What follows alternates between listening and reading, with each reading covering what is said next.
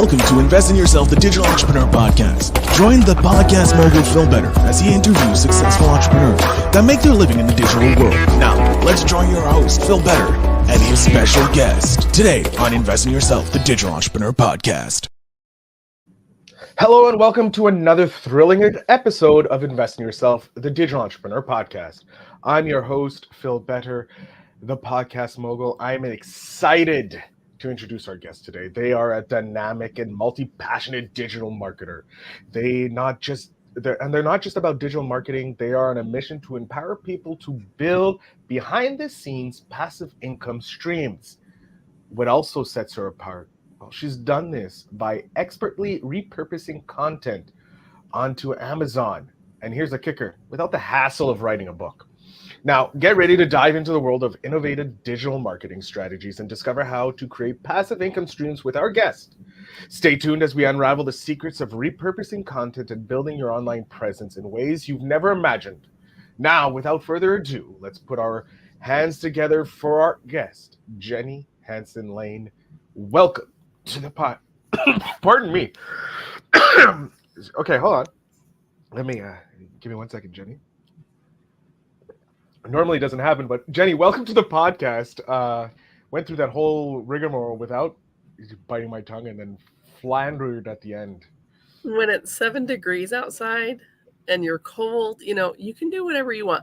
You kind of sound like you were introducing a magic trick. And I was like, oh my, I almost feel like this could be a magic trick, the things we're going to talk about today. So I'm so happy to be here. Oh, I'm excited. And magic is a pastime of mine. So I love that even better. If this is a magic trick, how to create income streams out of nowhere. I'm guessing you're the magician that's going to expose, the masked magician is going to expose us those secrets. But Jenny, thank you again for being here. And I'm going to start off right off the bat. Why did you become a digital entrepreneur? I really wanted to buy my time back. I'd heard people talk about that. I heard people talk about time freedom, and I just wasn't experiencing that I had children and I was a wedding photographer for 10 years. And I wasn't going to make money while I slept. I actually lost sleep doing that thing. So that was my number one thing to get into digital marketing and just being an entrepreneur was to increase that time freedom. I love that. And that is something that's been echoed from most of the entrepreneurs on this podcast. They wanted to buy their time back. They wanted the freedom to do what they wanted. So when did so you were a photographer first, and obviously a successful one, because photography, especially wedding photography, is it's a hard job, but it does pay. When did that shift happen? When did you go from, hey, selling your time to buying your time? That's a really great question. I was in a local mastermind here in Kentucky. I had just moved to Kentucky, and I had a girl that asked me to take headshots of her, and she did a presentation, and she was 27 years old, and she showed all these high school kids how she became a millionaire at 27.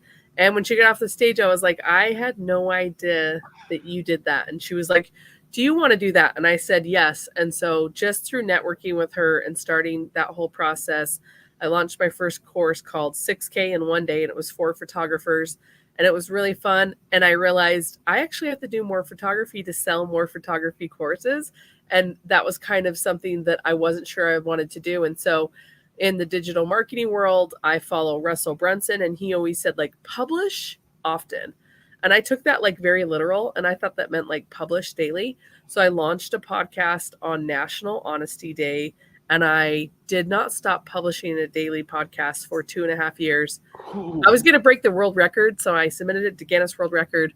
And after 8 weeks, they were like, there's already someone who holds this record of 12 years. It's the weatherman. And I was like, you're going to give the record to someone that just, shouts out the temperature. So I had spent a long time, trying to figure stuff out and trying to repurpose.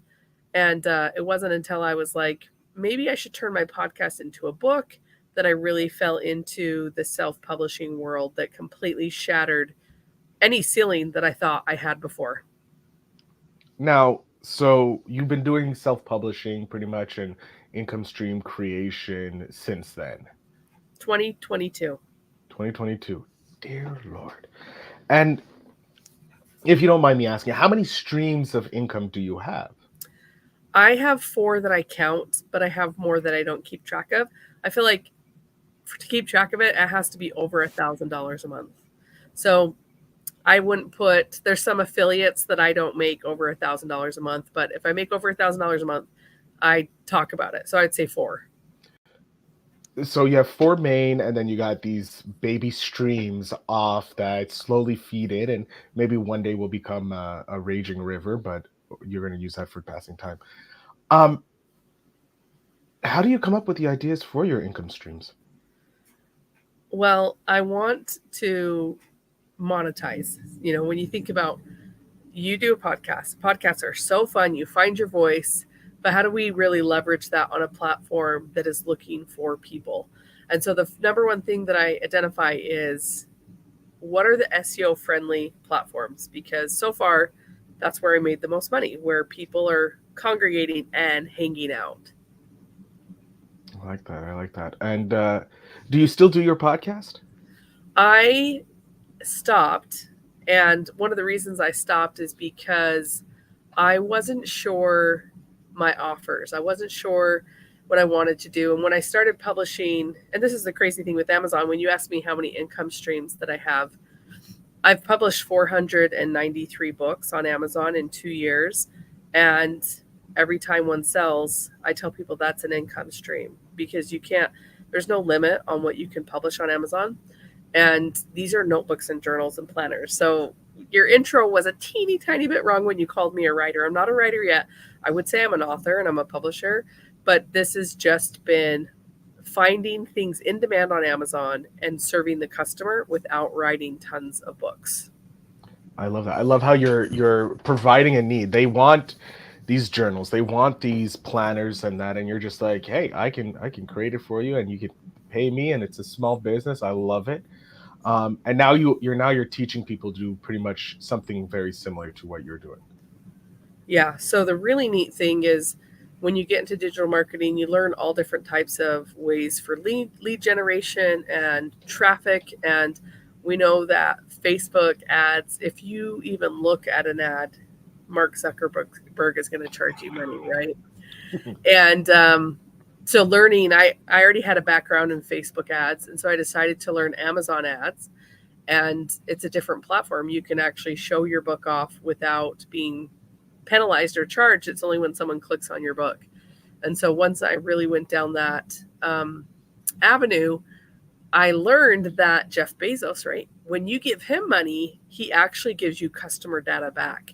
And so the only reason I was able to publish 493 books was because Amazon was telling me what the customer wanted when I was targeting them on ads.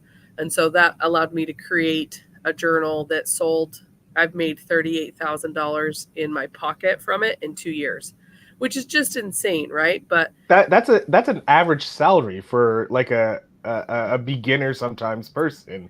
That's what my husband said. Yeah. Me and your husband apparently are going to get along great. Wow. Yeah. So it really is like, you have content already. You're a podcaster, right?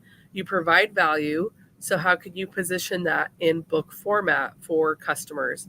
Amazon has 90 million monthly users that buy. I'm one of them, right? I buy books monthly that are on self-development and whatnot. And there really is no ceiling to that. My kids are 7 and 8. So when you talked about your nephew that's 10 years old, my kids already know how to self-publish. They have a coloring book line, and they bought their first Nintendo Switch. And so we're going to talk about the advice that you would give your nephew all throughout this, because the skill set to self-publish really unlocks a lot of dreams that people have, because we have ideas, but we stop the idea when we don't have a vehicle for it. And understanding how to self-publish really breaks that glass ceiling of like, oh, I have an idea. You're driving in the car, you go home, you whip it up, you put it on Amazon. So it really is an incredible place to continue the process of storytelling, which is essentially podcasting too, right? Jesus, a woman's busted, blowing up my brains here. I want to talk about your kids, because this is an interesting thing, because you're you're not the first parent I've had on the podcast. But I think you're the first one to say that their children are following exactly in the steps that you are doing and creating multiple income streams for themselves. Was it easy to get your children into it, or what, or were they just naturally like? I don't even have a question for this because it blew my mind. So, how did you get your kids involved in it? We'll start there. A lot of times people don't start a side hustle because they feel like they don't have any time in addition to their 9 to 5. And at this time of my life, I shot my last wedding in 2022. It was an Indian wedding, so it was like 10 days long. It was so fun, but I wasn't with my family. I was away from my family. So I had really been mourning just being present with my kids. And so when I started publishing, I didn't do it in my office. I didn't do it in secret. I did it on the couch, and my kids sat next to me and they asked me what I was doing. And I'm a little bit of an artistic hoarder. So like when my kids would bring artwork home from school, I can't throw it away. So I just started scanning it, and I thought, I'm already making notebooks. What if we made notebooks of their artwork on the cover? And they thought that was so cool. So they started drawing more. We uploaded them, we published them, we shared them, and like the grandparents bought it as like their grocery list book. And when my kids saw the royalties, they said, let's do it again. And so we thought about the coloring books that aren't available. Like my son is obsessed with dinosaurs. He's like, let's do dinosaurs and tacos. Like, yes. And so using clip art, using Midjourney AI, we were able to create these really unique things. And it's not normal to see children self-publish. So everybody bought their books. It was their pen name, was like, this is our kid shop. We don't sell lemonade in town because we need a food handler's permit. So buy our coloring books. And it kind of just took off from there.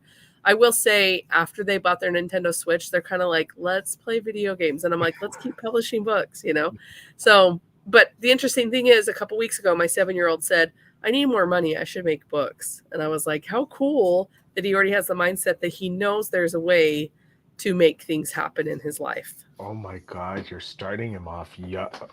I'm thoroughly excited to see where your children go with the mindset that they know they can just set up a book or they can set up a small company, because like right now it's books, right? They're selling books. Eventually maybe they'll create a program, a course, and who knows where they could be the next Jeff Bezos here. Yeah. And I think about like just helping my children. It's weird because I think this is a great resume builder, but like I'm not building kids that need resumes anymore. And that's kind of like, I have to change my mindset on that we're building kids with skill sets, and that really unlocks the mindset of feeling limited to anything really.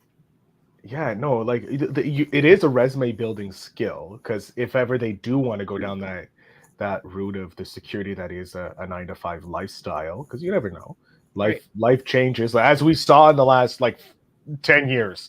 The world can switch in a few months, but it's also for their professional bio as well. This is great. Like I've been working since I've been 7, creating businesses, and like, look, if an 18-year-old comes up to me and says I started building businesses when I was 7. I'm going to take him a little more serious than someone who's 35. Just saying. So you are helping out, building, and you're building a self-confidence as well.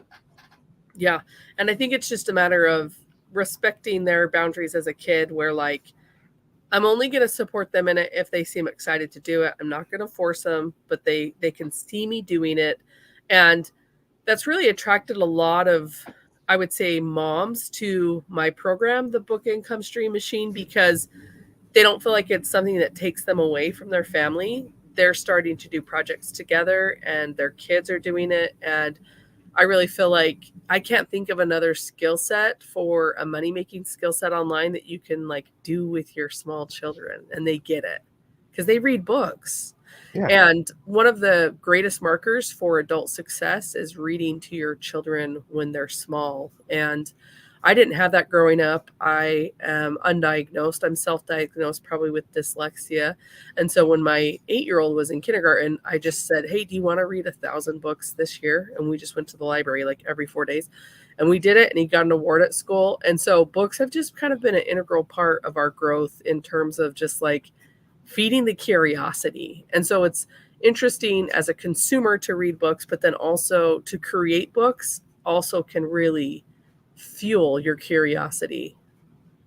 I love that. I love that because I'm a hoarder of books. If I was a dragon, I'd be a dragon that hoards books. I love reading. My Audible probably has too many too many books in it to fill a library. So I love that you're doing both sides. You're a consumer of books and you produce books for people. Where do you see yourself in the next 10 years? 10 years from now, where do you see, where's Jenny? Where is the book income stream machine? Where are we at? Yeah, I love that question. I think that the book income stream machine, it really throws rocks at traditional publishers. I want people to not believe they have to pay $10,000 to get their book out there. Recently, traditional publishers are going to YouTubers with huge audiences because they want to siphon those leads. They want that distribution. So I don't really see this going away. And I think it feels like with my webinar conversions, it is a multi-million-dollar product. And so my goal over the next 10 years is just to make sure 1,000 families know how to self-publish. I love that. I love that goal. That's a great goal. And I'm glad that I can be somewhat of a part of it because I know there are families that are listening. And I'm pretty sure they'd be like, hey, they know they need to have multiple income streams. Why not have a book publishing one as well? And it also allows your kids to have something to remember, like, hey, you remember this, you drew this, and now it's someone else is coloring it. I love it. I want to talk about investing in yourself because as a passionate digital marketer, you're likely invested in various aspects of your skill sets. Can you share a pivotal moment in your journey where you recognize the importance of investing in yourself and how that investment shaped your success? I think that this is a really loaded question because when you're in the thick of growth, you don't always see it until later. And so I feel like I have been aggressively trying to figure out that one thing for the past 5 years. And it wasn't until 2023 that it really kind of exploded for me. But it was essentially not giving up. And I say that because I took a personality assessment from Gallup. They're the company that does strength finders. They tell you your top 5. And I paid extra to get all 34. And the 34th strength was consistency. And I was like, that just doesn't resonate with me. And the reason why is because I went 2 years every day publishing a podcast. I went a whole year without buying clothes to see if I could do it. I went a whole year without eating fast food. That was before I had kids, before there was Chick-fil-A. And this past Chick-fil-A. From October 2022 to October 2023, I did intermittent fasting every single day. Sometimes 10 hours, or sometimes 18 hours, sometimes 40. My longest is like 92. So I really was challenging myself of like, maybe consistency is not my overall strength, but I know how to be consistent. And so knowing that, I knew that I could not fail because I wasn't willing to give up. And I think that is a skill set, a mindset that if everyone can have that shift, they will be able to do anything they want as long as they don't give up. And so the publishing thing, 80% of your income will come from 20% of your books. Even though I have 493, there's 150 that actually make me money every single day. And so I'm tweaking that process, iterating on it, getting better and better and better. But it really all comes down to consistency in terms of like, just don't stop.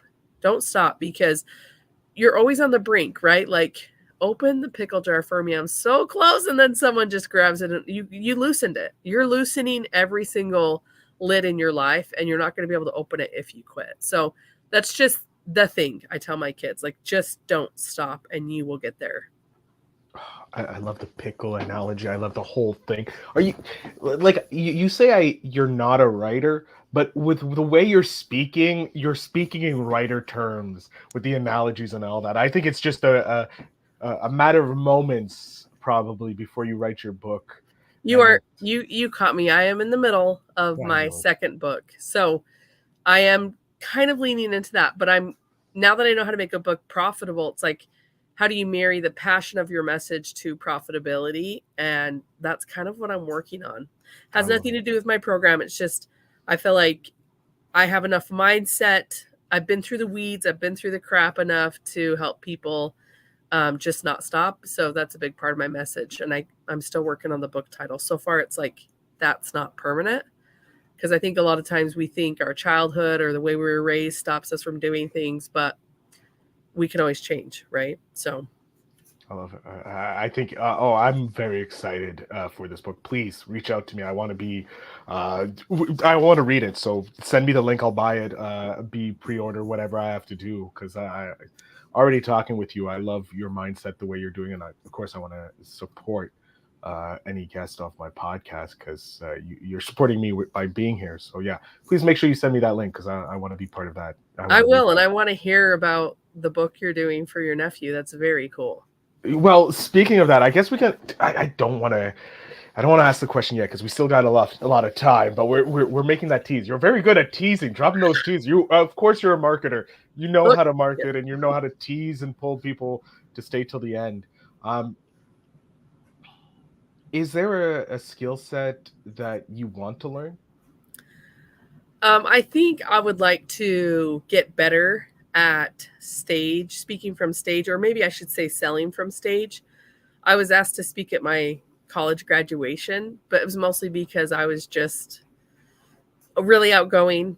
You know, my undergrad's in art. I was raised by politicians. So like when I was 8 years old, I was like knocking on doors, like, will you vote for my dad? And them like slamming the doors on me and next door. So speaking from stage though, takes me away from my family. When my kids are still kind of little, I'm kind of just buying my time to figure out what that next skill set is. But really I think as long as I stay curious, the skill sets I need to learn will come about. And I think the tricky part is, what are the skill sets I should be hiring out? Because I like to master things. And then I have the trouble of like, oh, I don't want to outsource because it's really fun, especially book creation, A to Z, right? Like I can just be making journal interiors or just the covers. And I need to focus on money-making activities because I am a solopreneur still. Yeah, that is always a fun thing when you're a solopreneur taking on everything, especially when you're a creative solopreneur.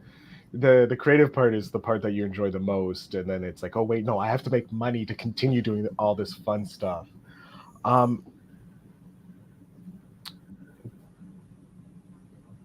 When you onboard someone new into your your book income stream machine, do they have issues? Or do they get it nearly like, I'm not saying like they understand the whole process and then they can run off, but like the onboarding, does it take them like longer to shift that mindset? Because it is a mind shift once you start investing in the skill. Like, have you seen an issue with that? Or what is like maybe a common problem or challenge that people face?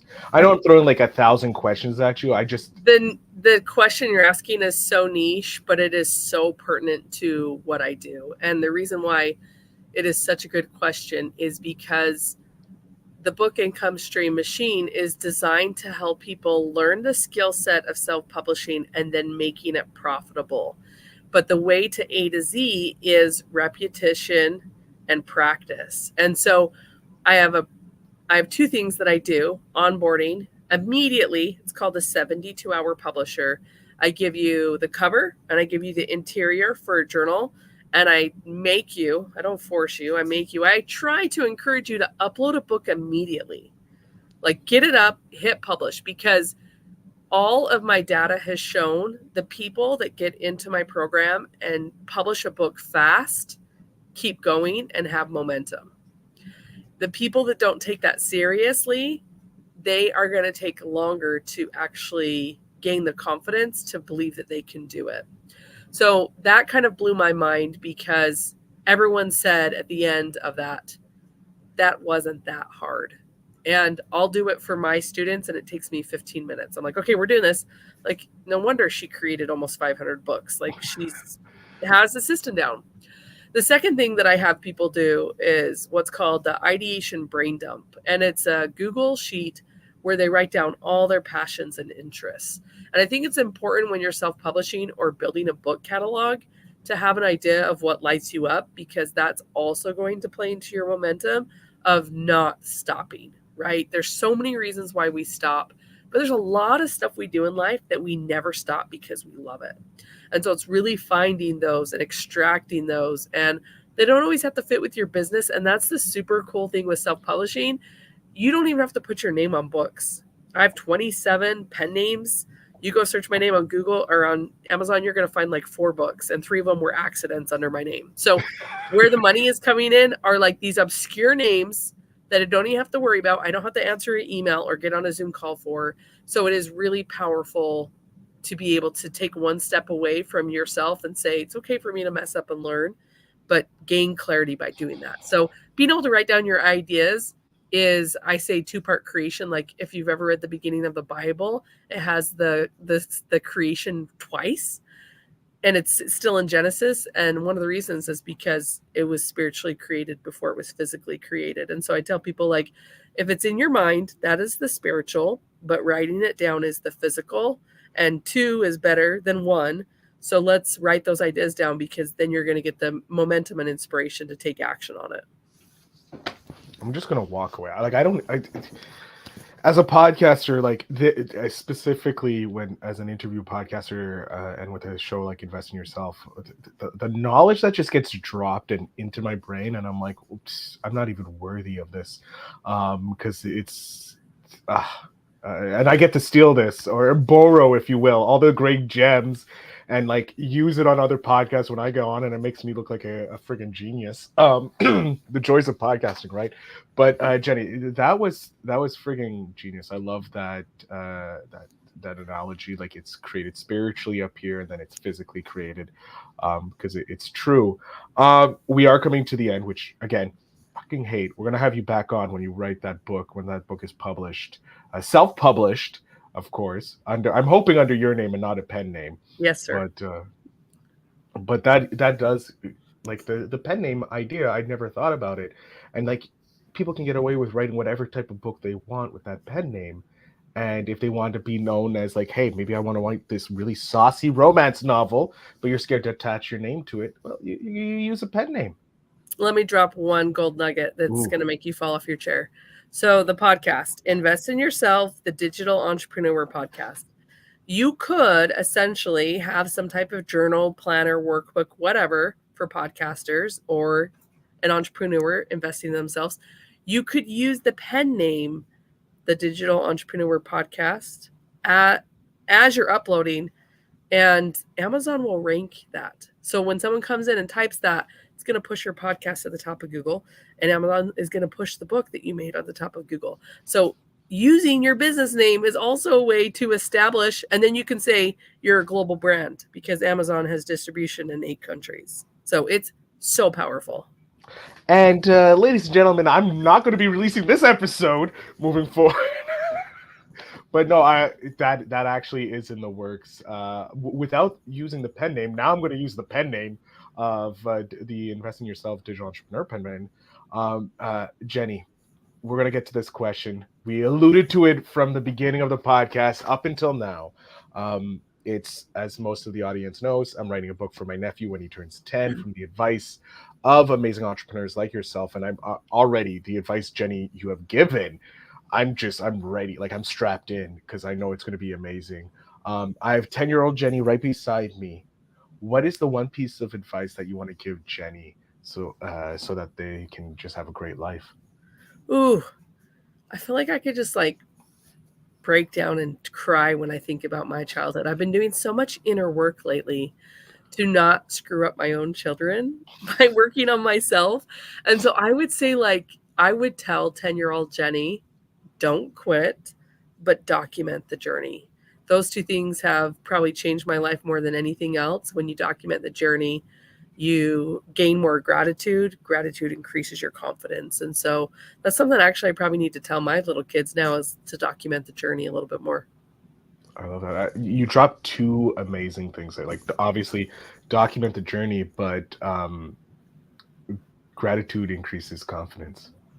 That is so true. When you're thankful, your confidence goes through the roof because you know everything is a lesson. Jenny, again, blowing my mind. I'm gonna just jump off stage here so my mind can come back into my body. Please let my audience know where they can connect with you, how they can help you, maybe jump into the book income stream, whatever you feel like. The floor is yours. Yeah, thank you. So I would just, anyone in the sound of my voice, just to think about those ideas that you've had and the passion behind it. If it hasn't left your mind, there's a reason it was given to you. And it's your actually responsibility and blessing to be able to act on it. So you can find me anywhere online under Jenny Hansen Lane, every social media outlet. YouTube, I have 500 videos on self-publishing. So come join the party. I also have a Facebook group called Income Stream Makers Movement, where we talk about different income streams to build online. Jenny, thank you so much for being here. I had if you haven't realized, I had an amazing time, and I'm so excited that we got to talk. Thank you. Thank you for having the space for me to share a message and to bounce ideas off each other.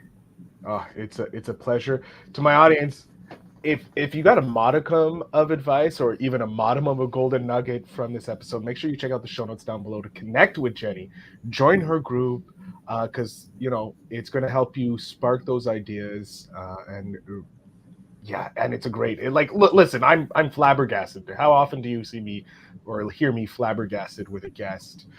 So I want to thank you all very much for listening. Thank you very much for Jenny for being on the podcast, and remember to always invest in yourself.